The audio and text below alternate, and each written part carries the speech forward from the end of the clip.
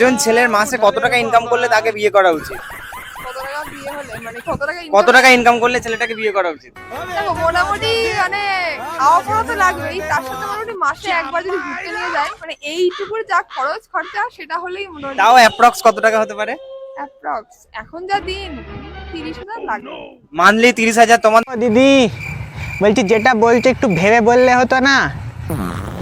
মানে মাসে একবার বউকে নিয়ে ঘুরতে নিয়ে যাব, 15,000 গচ্চা, মানে কম সমে বলছি, ঠিক আছে?